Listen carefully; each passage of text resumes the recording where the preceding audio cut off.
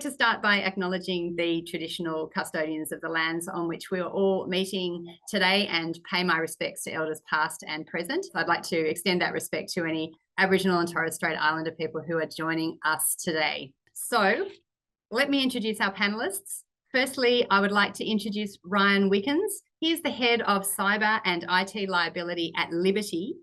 He heads up that division and he has 16 years of experience in the field and specialises in underwriting cyber risks, and he's actively involved in post-cyber incident reviews. He's got postgrad qualifications in cybersecurity and cloud computing, and he's going to have some great tips for you today. Hi, Rian. Hi, Georgie, thanks. And we have Angela Mason, who is one of our wonderful risk advisors here at Avant. She's a certified practice manager with over 30 years experience managing practices of various disciplines and sizes. She's a past state and national AAPM president. She's a fellow and a life member, and she's been a board member and expert committee member for multiple healthcare bodies. She's been a risk advisor at Avant for over 6 years, and she's seen many claims and complaints that result from poor cybersecurity. So we're going to have some great tips from Angela as well. Hi, Ange.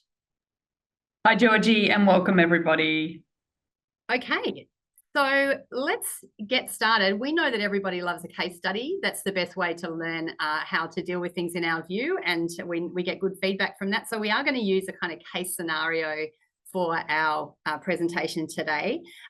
It's an unfolding case study, and we'll stop at certain points to discuss the issues. As I mentioned, please ask questions through the chat. We'll do our best to answer them as we go through, and we'll hopefully have some time at the end to answer some of those questions as well. And thanks to those of you who've sent through questions beforehand. They've been really helpful for us in determining the content of this session. So this is our practice. It's a busy practice with multiple part-time admin support staff. It has fully computerised medical records. We have a central reception email, which is used broadly at the practice to send and receive information. And the use of email is included in the practice's policy. And the reception staff check and action those emails periodically during the day as needed. So one of the receptionists, Mary, receives an email from who she thought was the telco that provides the telecommunication services to the practice. The email had a link to click to view an outstanding bill. When she clicked the link, she was prompted to re-enter her email and password. And then she was then redirected to the telco's website. And when she went there, she found that there was no bill. Mary thought this was a little bit strange, but she was pretty busy, so she continued to work on other things. Ange, first question for you. All right, you're the practice manager, or you're Mary. You can be either. You could be Mary, or you could be the practice manager if this practice has a practice manager. What would you be worried about here when you heard about this story, or if you were Mary, if you did this? So I guess first up, Georgie, this is a typical scenario where the receptionists at the front desk, in between their very busy schedule, they're answering emails and looking at what's going on in between phone calls and so on. So I'm actually thinking, poor old Mary, she's probably pretty frantically busy at the moment. I guess what bothers me most of all is that she was pretty quickly convinced that this email was genuine, and you know, sort of concerned about an overdue bill, which is you know, a fairly usual reaction, I suppose. The one thing that I would like to see here is that Mary knows that something's gone wrong here, and we know that early intervention is going to help us with our outcomes. So I'm hoping that that she thinks to raise this with their practice IT provider so they can investigate it further for her. Thanks, Ange. Yeah, so we'll get on to that. I think hopefully everybody's pretty clear on not clicking on links, and that we get that constant refrain, certainly at this organisation, and it is a key message to take home, I suppose, when emails you know, ask you to click on links. You need to be pretty sure that it's legit. Rian, what security steps can practices undertake when they're setting up emails for their practice? There's actually quite a lot, and a lot of it depends on your budget and, you know, how much and how far you want to go. So I guess the first step is talk to your IT provider. Ask them, what should I be doing? What are other practices doing? What can I do that's better? A lot of the stuff doesn't actually cost money to implement. Implementing multi-factor authentication, MFA, onto email accounts isn't actually that hard. It's just a process. It's a bit of adjustment for a lot of people getting used to having to enter the other factor in. It's an adjustment period, but it's such a big preventative measure. It's a no-brainer. The next thing that, you know, we can really do to improve our security is cyber awareness training, empowering users to be able to detect what is a suspicious email and not click on it in the first place or forward it onto the IT providers. It's such a big deterrent, and you can just avoid these terrible situations to begin with. I guess the other thing too is just around the process and procedure you have with the email accounts. Often when we see medical practices, and this is actually something that leads to a lot of heartache and headaches when dealing with claims, is the sharing of user accounts, especially like the reception account. It leads to poor password security, and sometimes, you know, we even see the password saved on a post-it note on the next to the computer on the desk, or and they're simple passwords because they're being shared across other people. And the same with MFA. It's really hard to put an MFA additional step on a shared account because there's multiple users using it. And, you know, if you're relying on a text message as that second factor, or a token or another thing, it's really hard to share around. So I guess that's another thing. Like, it doesn't cost, yes, it costs extra money to set up an extra user account, but in the long term and the big scheme of things, it's so much more cost effective than having to deal with a data breach. And the last sort of thing you can really do to enforce good security hygiene and just good management is email is not meant to be used as a filing system. So once you've received the email, you've dealt with it, sorted it, you've got to work out what you need to do with it. Do you delete it, or do you have to save it to a file? Things shouldn't live in there for a long time. And I'd also like to add, Ryan, that if there's anything in the email that's relevant to the patient's healthcare, it needs to be either copied into the medical record or against the medical record in a note of some sort, because you could rely on that at a later date and you know that your medical record's being backed up appropriately. Ryan, could I ask you a question? Sorry. A lot of practices ask us if they should set up the ability to receive emails on a standalone computer. That's, you know, what they're thinking is the best way to set it up. Is that justified or not?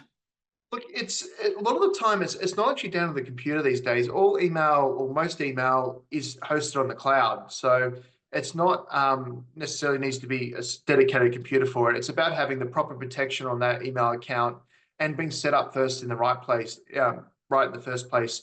Another thing is, like, you shouldn't be using free emails like Gmail or Hotmail type things where it's free. You should be setting up a proper email address, a proper security with an IT provider. That's probably, I guess, what I would recommend, as opposed to over setting up a dedicated computer just for email. Thanks, Ryan. We have a couple of questions, and I'm going to, one of them is, why shouldn't you be using your email as a storage or filing system? We will get onto that because you will see what happens in this practice, because that's what they've done. So we'll get onto that. But I have another question, Ryan, which is around multi-factor authentication and the fact that it often requires mobiles, so staff need to agree to use their own phones. So what can you do? I don't know whether this is a question for Ryan or a question for Ange. What can you do if the staff refuse, or they have old phones that don't that can't do the QR code that you might need? Is there some other way that you can set up MFA without necessarily using mobile phones? So there is other alternative methods of using multi-factor. So there could be tokens where you actually get a physical token and you actually got to put in a code. If you talk to your IT providers, they can help provide alternative options. But to be honest, the mobile phone is just the easiest way. There's not just text messages either. It's also an app, Microsoft Authenticator, that gives a code, and there's lots of different ways it can be done. But yeah, talk to your IT provider, because there is alternative methods than using a phone number. Okay, great. Thank you. All right, well, let's move on with our story. So the next day, I can drive this. There we go. So the next day, Mary received a call from a patient asking about an email that they had received from the practice about clicking on a link to see their test results. And so Mary thought this may have been a patient being perhaps a bit confused, but then she starts hearing from more patients calling up with the same inquiry. Ryan, what's happening here? It's pretty clear now that something suspicious is going on. So when you're getting calls like that from patients, it's a pretty clear indicator that someone's in your email account and sending emails off. So what's happened here is the malicious party has obtained their password. So through that email that they clicked and they entered into their password, it's harvested their credentials. So what that's done is given the hacker the keys to the kingdom. There was no multi-factor authentication to double check that it was the right person going in there. And that malicious party's got access to the whole inbox. And this is what we see quite often, is that these they try and basically maximize their return. So they look to see what contacts are in there, how many contacts are in their address book, and they'll come up with an email to send to all of their contact lists. So in our experience with medical practices, sometimes they'll even copy a legitimate results email that's been sent out to a patient, and they'll send that out to the whole address book saying, click here to see the results. And they're basically trying to play a numbers game. If they only get 1% or even 10% clicking on that email and getting their details, they're going to get a much better return on their investment in hacking that box. Okay, thanks. And what should be happening now at the practice? So hopefully Mary's been well versed on this. Hopefully she's got a contact in the practice that she can report this to, or she might be the IT champion in this practice. First thing that needs to happen is she contacts her IT provider, because sometimes your computer can behave in a certain way, and it doesn't necessarily mean you've been hacked into or you've had a cyber attack. So the first thing to do is contact the IT provider and have it confirmed that something's gone wrong. Once the IT provider has confirmed this, Mary should call the medico-legal advisory service for some assistance. And obviously, that's if they're insured with Avant, because we cover cyber insurance in our practice insurance. A lot of practices don't realise that, Georgie. So if you have practice insurance with Avant, there is a cyber cover in there. Once the medico-legal line has been contacted, they'll triage the call and make sure that you get the help that you need. Avant engages CyberCX, who use Liberty as their insurer, and each claim will be assessed at the time. Generally, the cyber insurance with Avant covers things like damage to digital assets, privacy, confidentiality and social security liabilities, customer care and reputational expenses, non-physical business interruption and extra expenses, privacy, the regulatory defence around that, multimedia liability and cyber extortion. So there is a really simple one-page overview of that practices that are insured with us can get from us. So that's what Mary needs to do, Georgie. That was a long-winded answer, sorry. Yeah, no worries, Ange. And I need to say that the cover is subject to the terms, conditions and exclusions in the policy. But just to confirm that this step happens if you've got the practice indemnity insurance with us. If you don't, then the practice would need to, we could provide some general assistance, but the practice would need to get their own advice and assistance on how to respond to this particular incident. Okay, so now let me, actually there is a question. Let me just have a look at this. It might be jumping a little bit ahead, but there is a question, Ryan, for you perhaps. Should Mary be disconnecting from the network and powering off the laptop so that any sort of hack, or if it's malware, it can't go any further? Is that a good initial step? Look, if malware has got into the computer, it's likely it's already spread. So you can unplug it and disconnect from the internet, but it's likely the damage has been done if it has. And that's where I guess we move into these next steps where CyberCX would come in to help assess the incident, and also the IT provider. So, and I guess I'm jumping ahead here, but your IT provider is heavily helpful in that process. So Mary does contact the practice's IT provider, and she contacts the medico-legal advisory service. The IT provider recommends resetting the email and the account credentials. I think we've established that what's happened here is that the hacker has obtained those credentials, and that's what they've used to then contact all of the patients. The IT provider discovers, and this is to the point we raised in the question that was raised earlier, the entire email inbox has been downloaded. And so that's the question with regard to why you wouldn't use your email as a storage facility. And then what happens next is that the IT provider does a threat hunt. Oh, by the way, in relation to the email inbox, in this particular practice, it had 5 years of emails in that inbox, and it was around about 4 gigabytes in size, which I would imagine is pretty big. Ryan, you can talk to this in a second. So CyberCX gets involved and does a threat hunt. Now, Ryan, what is a threat hunt? What's happening here? What's the threat hunt versus identifying that the email inbox has been downloaded? Yeah, Georgie, it's a very IT cyber term. So a threat hunt is basically doing a hunt through your network to see if there's any hackers inside your network. So the concern is that they may be able to gain those same credentials they use to get into that email to get access into the network. And if they're into the network, the damage could be a lot larger. So that's where they could get across to the medical practice management system. That's where they could have got into that. If it's on-premise solutions, they could have put malware on the network, and it could be another also where they could be extracting data from other files. So the threat hunt is the exercise to make sure that there's no one in the network and there's no malicious activity being detected. Great, thank you. One question that I have, Ryan, and maybe Ange, you can answer this one too. Sometimes we find that the practice's IT provider is one of the practice staff. And so I'm just wondering what sort of suggestions you have with regard to that. Ange, do you want to comment on that first? Please let me. So I can't believe how often we see this. And so we often go out to practices and do what's called a risk assessment. And one of the things we look at is who's looking after your computers. And when we're told that it's, one of the doctors because he's really good at it, or the practice manager really knows what they're doing here, it really, really bothers us because we see far too often where it's just not done properly. And, doctors spend a lot of time getting their CPD to be good doctors. IT people get a lot of their CPD from being good IT people. I just don't think we can keep up with it. So it's just so important that you have an external provider. And often we see practices say, it's so expensive and, we haven't got enough money to pay for an IT provider. But we see way more often where something goes wrong and you spend a lot more on fixing that problem than you ever would have on an IT provider. So, yes, Georgie, that's my answer.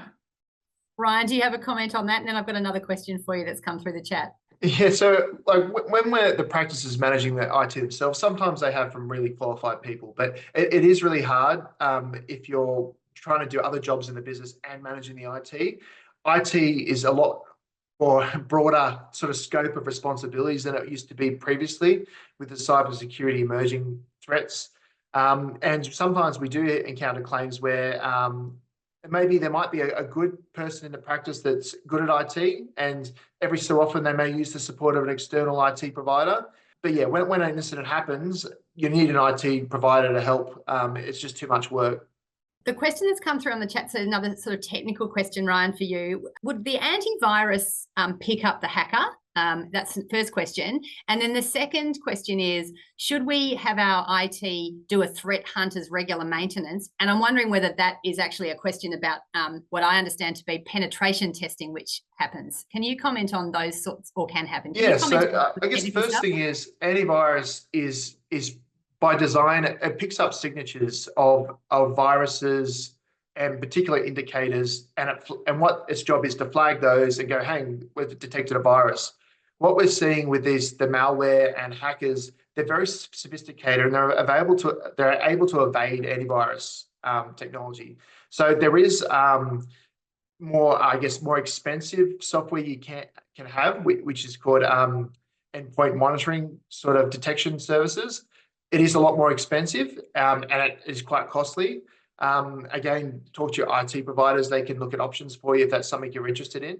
But a threat hunt does go a lot further than what a antivirus scam will do, because they actually, CyberCX will come in and deploy specialist software which monitors all the telemetry in the network and detects for and looks for basically suspicious behavior or abnormal behavior.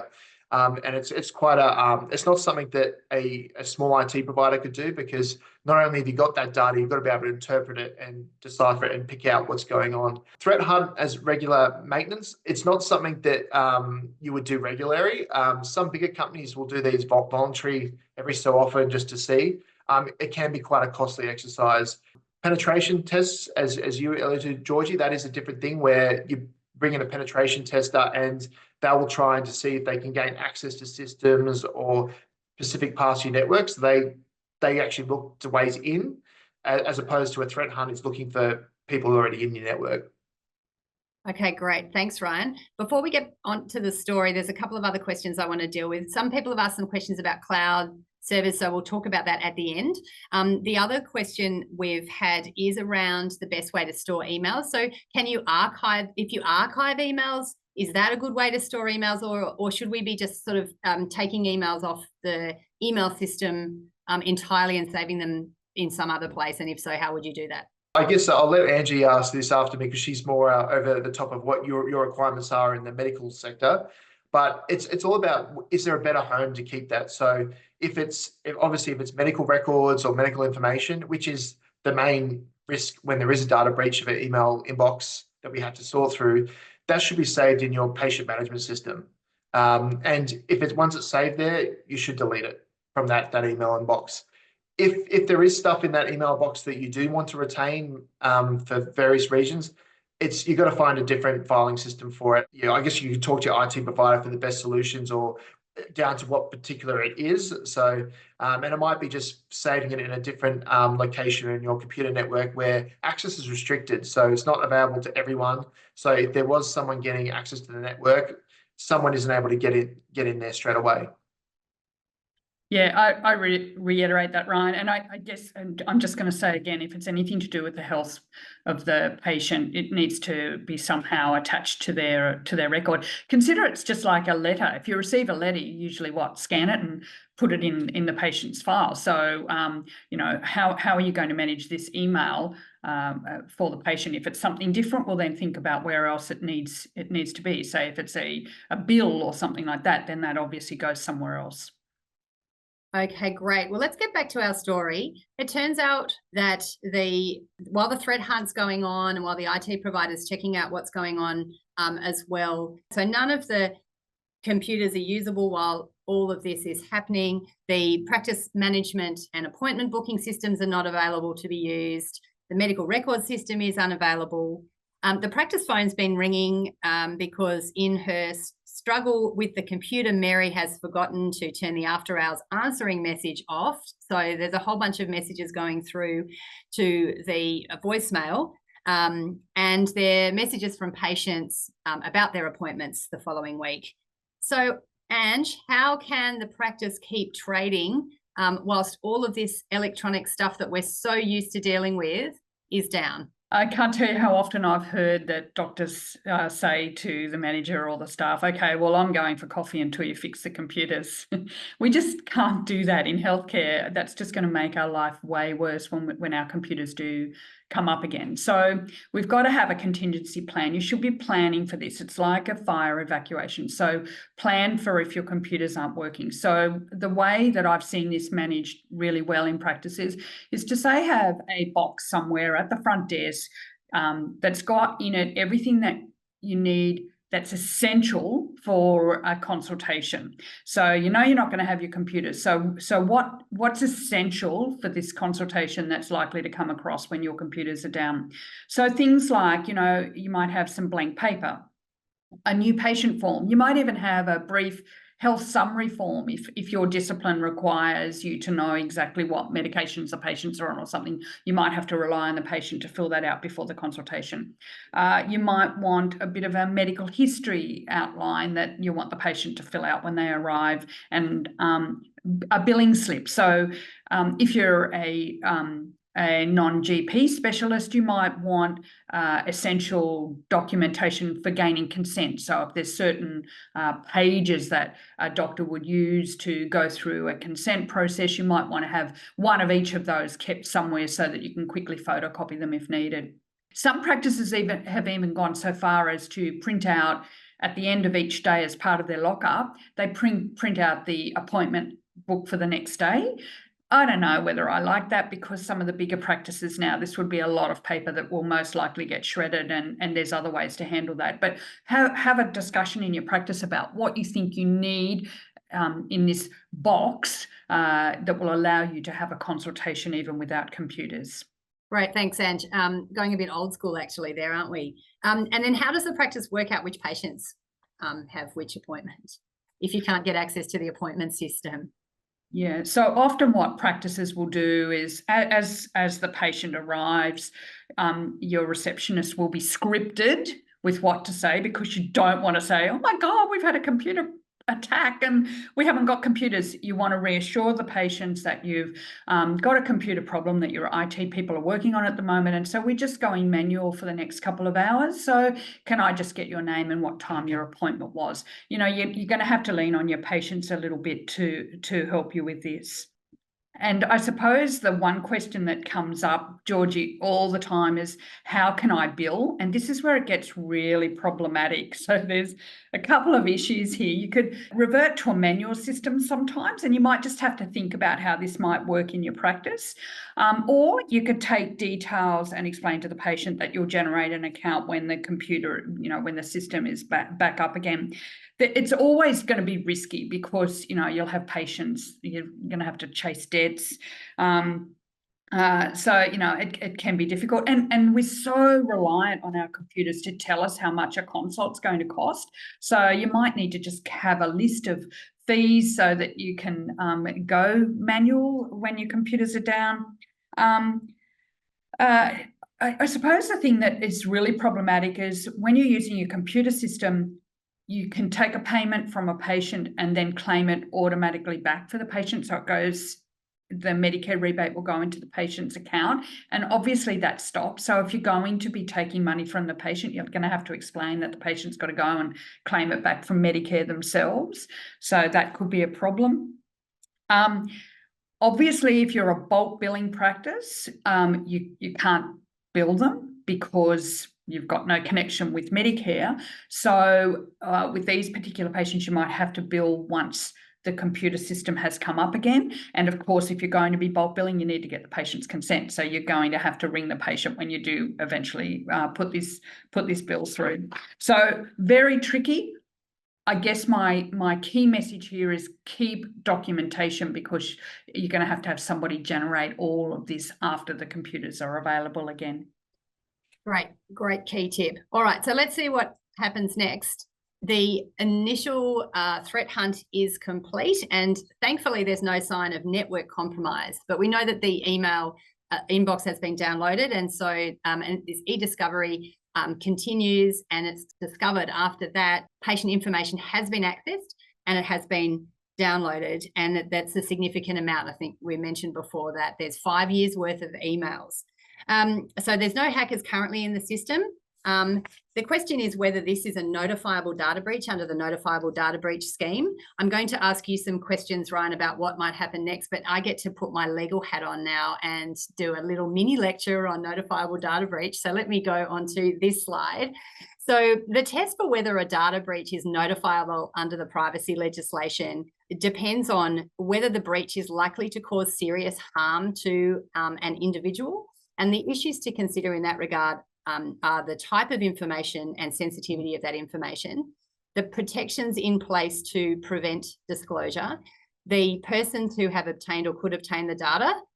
So this is when you're kind of comparing this sort of large amount of data that could have gone offshore to hackers versus, you know, sending something inappropriate or incorrectly by email, for example. So you've got to consider those sorts of things. And then the nature of the harm and the number of people affected.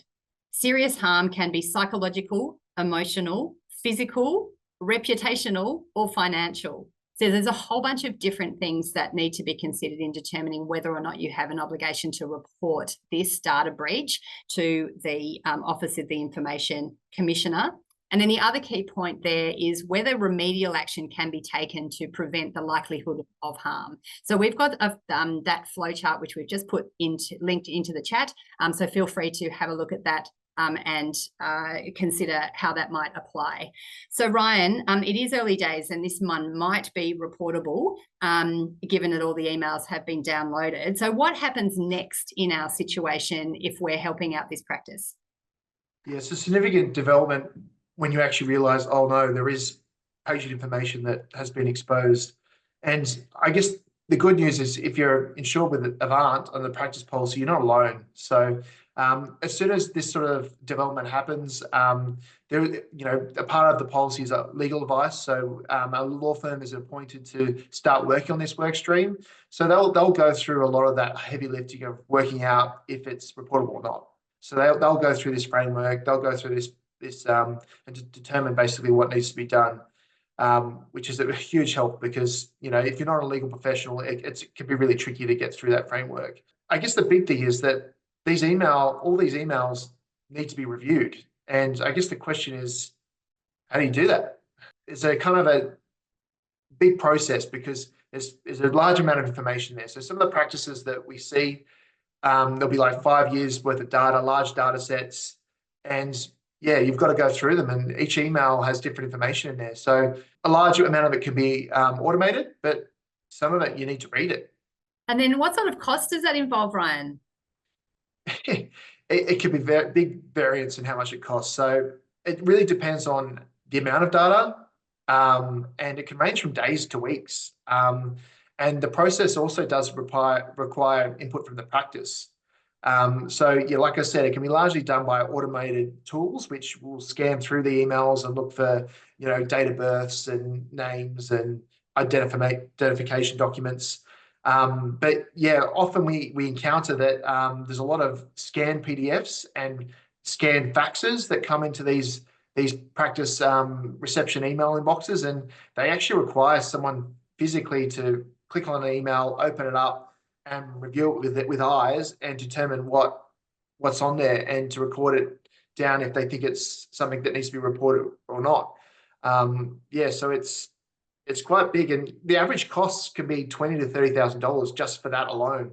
Right. So that's a huge cost. I'll ask you a question about whether that's covered under the policy in a moment, but I think given that this is a significant issue, one of the things that we would do, if we haven't already mentioned it, would be to, if the policies comes into play, we would engage a law firm to help with this assessment around whether it's a notifiable data breach, right, Ryan? And then the law firm would provide some advice in that regard. Is all of this, is the amount of that e-discovery covered under the policy? Yes, it is. So that's a part of the discovery, and we need to do this to work out how many affected individuals we need to notify and deal with the OIC. So yeah, it's definitely it's a big expense that people don't think about. And again, that's why we're really talking about file the emails, and if they're not needed anymore, delete them or find a better place to put them. Yeah, because you don't want 10 years worth of data building up in that inbox. If the case where it is a piece of email compromise, it could be cost a lot of money.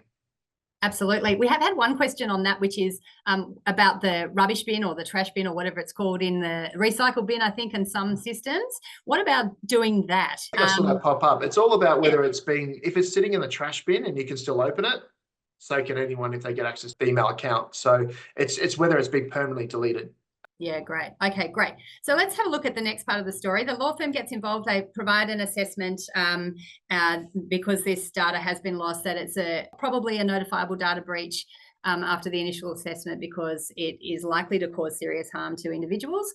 And so they make an initial notification to the Office of the Information Commissioner. How long does this kind of OAIC process take in your experience, Ryan, after the initial lodgement with the OAIC?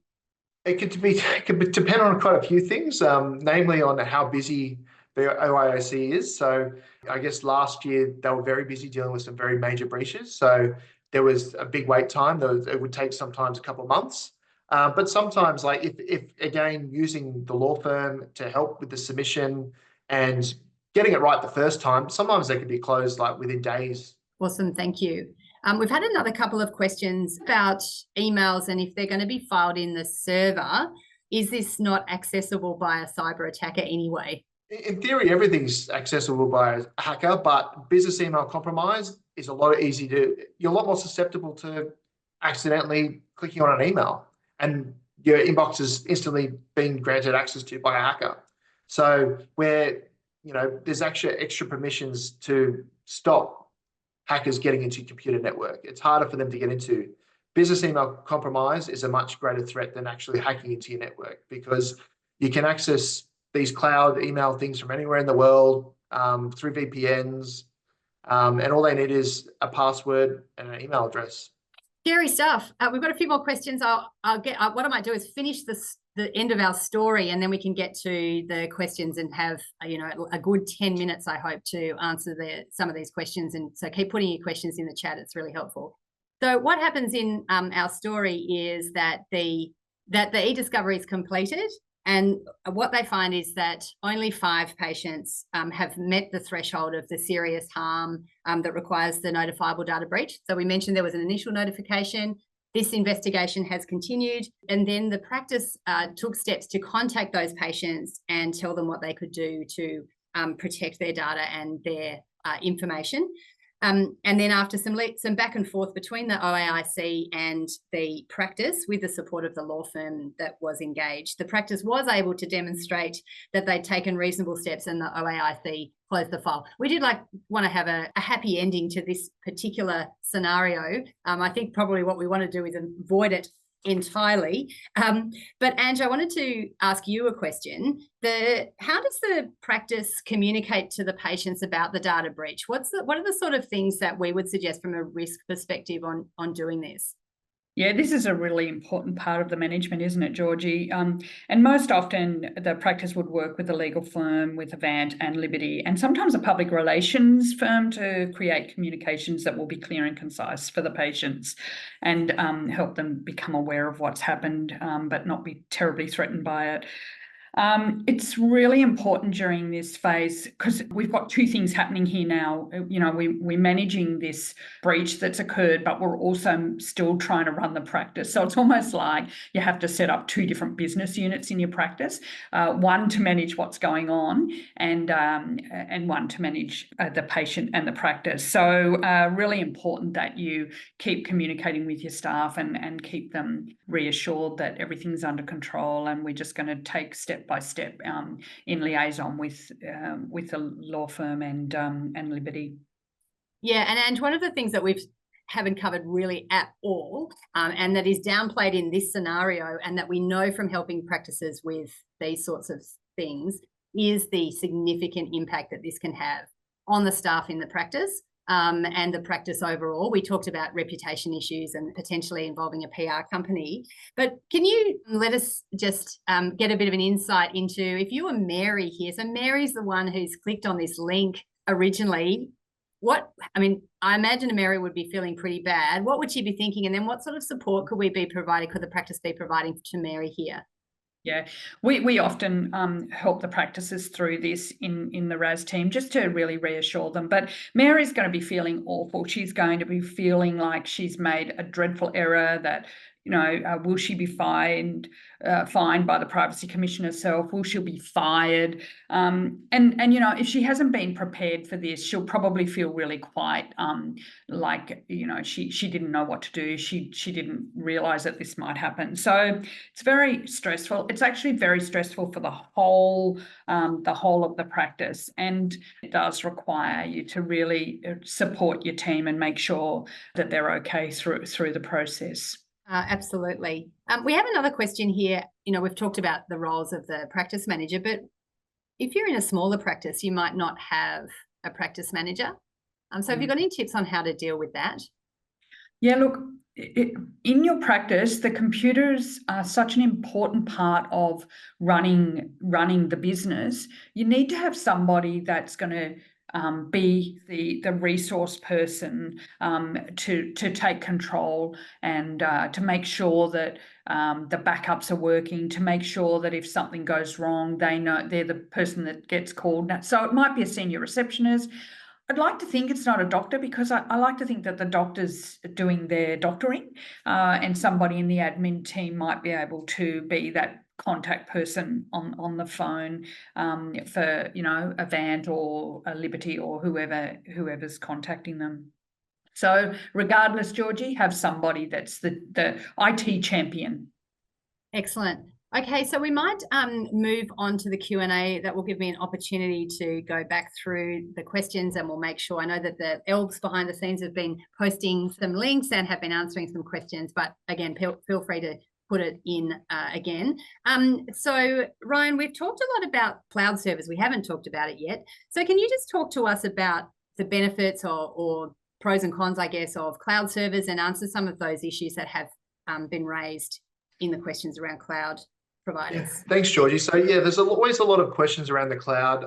People have quite a lot of anxiety where data is going up into a place they don't know where, and they don't know how it's protected, and to be frank, don't know where it is. But cloud has emerged as a much more secure way of operating a business and storing information.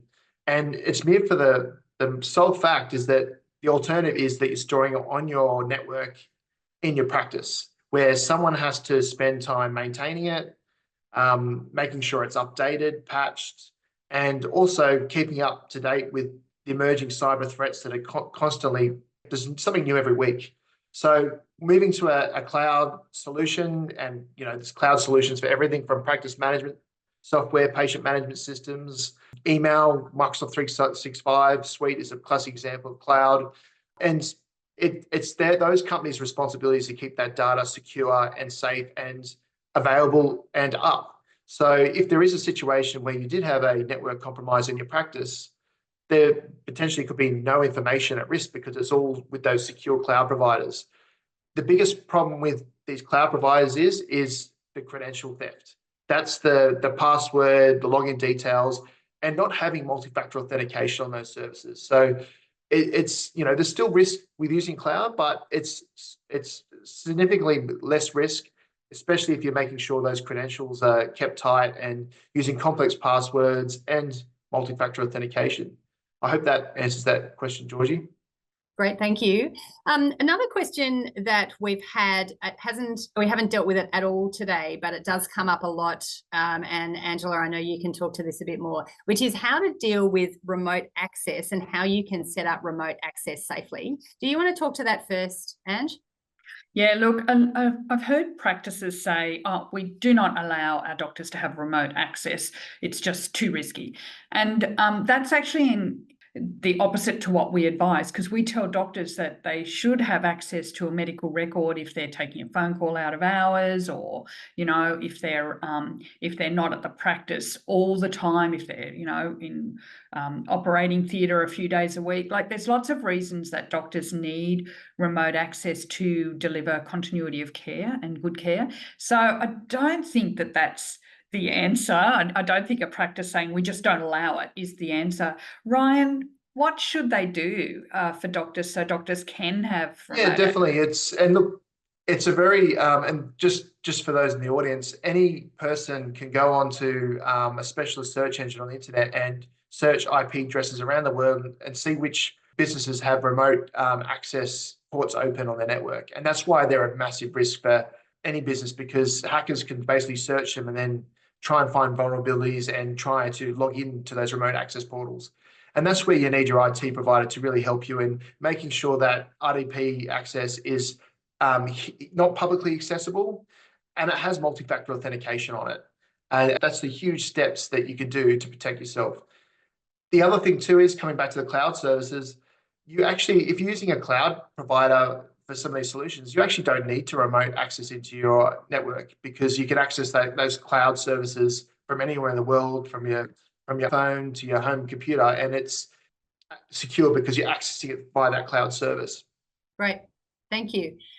There's a question here that I'm going to attempt to answer, which is back to the email question about whether there's a requirement to keep emails for legal reasons in case of, it's asked in the context of possible libel cases. But I would answer it in the context of sort of the general requirements to keep medical records. If your emails relate to patients and contain patient information, then they fall within the requirements of medical records keeping, which is why Angela was talking about making sure you download any of those sorts of things into the patient file. There are requirements in most jurisdictions to keep medical records for certain periods of time. It's usually for at least 7 years from the date of the last consultation for an adult, if the records relate to a child, until the child would turn 25. So any of those patient information, emails containing patient information, need to be stored with the medical record and kept for that amount of time. So I know it's difficult to deal with all of those emails, but they do form part of the medical record. There is, I'm just flicking through, there's a couple of suggestions from people about systems to use and various products to use. Just to note that we don't endorse any particular products. But Ryan, I don't know whether this is, and Ange, either of you, is this a good idea too? Should you be asking around your colleagues or other practices about which systems to use, plus or minus your IT provider? What's the best way to identify systems that can help you? I'm happy to talk a little bit to this and then hand over to Ryan. So generally, we like to see you using an IT provider that understands health. And, you know, people can be really good at computers, but not understand healthcare. So if you're using an IT provider that understands health, they'll have a better idea of what your needs are and how you can meet those needs while working within the Privacy Commission. Ryan, did you have any other?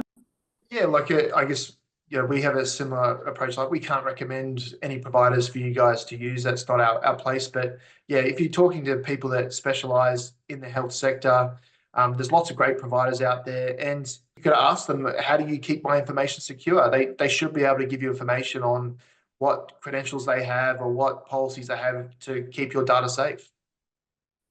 Great, thanks, Ryan. Ange, did you just mention the RACGP guidance document? Yeah, look, the RACGP information security guidelines, they've been updated in 2023, I believe. They're relevant to all disciplines, and I highly recommend that you have a look at them and send them to your IT provider. We advise practices to send them to the IT provider and get the IT provider to acknowledge that they've read and understood them and that the practice is compliant. Because how often do we hear that there's not a restore from backup being done on a regular basis? And it should be. You need to check that your backups are actually working. Everything we're talking about today is not going to prevent it's not going to stop a cyber attack if they really want to get in. It's going to prevent it. But if you get attacked, you just want to be able to, one, try and lower the chance of that happening, and two, making sure that you can cope with it when you do. And looking at the RACGP guidelines will help you do that. There's a good question from someone saying, if you're a non-GP specialist practice, can you use the RACGP guidelines as a guide? Yep, 100%. It's relevant to all disciplines. It's for private practice, private healthcare practice. So anybody that's in private healthcare practice should be using them. Yeah, awesome. And we mentioned before, it's also financial aspects and the potential reputational aspects of this. So taking steps to try and prevent this in the first place is so important. I think that almost brings us to the end, unless any of Ryan or Ange, you can... Yeah, I saw there was one question asked about what law firm do we use. So yes. We have a panel of law firms we use, but we use, I guess, primarily HWE Epsworth. They do a lot of the Avant cyber reporting to OIC, and there is a number of others, but Avant and Liberty really vet our law firms to make sure that they know what they're doing and they can respond. Yeah, thanks for that, Ryan. And absolutely, we certainly want to use specialists in this space, because this is a specialist area and we want to make sure we get the right outcomes and help our members and insureds through the process. So I think this brings us to the end. We've got 3 minutes to go by my clock. So I might just take us to the sort of key messages that we wanted you to take away from this. And let me just start with Ryan. Can you just give us a bit of a reflection on what we've discussed today and some of the key points you would like everyone to take away? Yeah, so thanks, Georgie. So this stuff is very, very, very important. So a lot of the claims we see, cyber incidents we see, could be avoided or severely mitigated just with these things. So multi-factor authentication, reduce the amount of information that's in the email boxes and stored in there. Like just move it out, file it where it needs to go, and delete it. Makes it a lot easier and a lot less embarrassing. You don't have to email patients to say, sorry, your data was compromised. So much nicer. Have backups separate to your network. So you don't want to have a backup storage device that's just plugged into your network, because if someone compromises your network, they're going to compromise your backups as well. So there's dedicated solutions where we can back up to a cloud backup solution, or solutions where you can have it separate to your network. Your IT providers could definitely help you out with that. Yeah, and again, have an external IT provider. That's essential in this day and age. Staff training is very, very important to get your staff aware of what scam emails are, how to detect them. In the resources tab, CyberCX, company friendly phishing, has shared us a resource page which has some quick tips on how to identify scams and some of the things that's going on there. There's an email address in there you can contact if you don't know where to find some training materials. Friendly phishing, that's what they specialize in. So you can contact them and they can talk to you about what they can offer. And the last one is preventative plan, like, I guess get the insurance cover. Awesome. Thanks, Ryan. Ange. And not just a preventative plan being insurance cover, also talking to your people about it. Like, how are you going to note a patient that needs to be tracked or recalled if your computers aren't there? So have that plan in place so that you can continue to practice healthcare. With the external provider, we really recommend you get them to confirm that they've had a look at the RACGP and security guidelines and have said that they comply. And you might want to get your external provider to give you a little bit of education as well. Keep talking to your staff all the time. We're using computers. Let's think about what a cyber attack might look like. Ask your IT provider to keep you updated on things that they know are happening out there in their landscape. So they're my messages, Georgie. Thanks so much, Angela. Right on the hour. Thanks to everybody for joining us. We've covered a lot of stuff in a very short space of time. Thank you very much to Ryan and to Angela for presenting at this webinar. We hope that you have learnt a lot, or you've been reassured by the information, or potentially scared, and will take some steps to implement some appropriate cybersecurity. So thanks very much for joining us, and we will see you next time. Bye for now.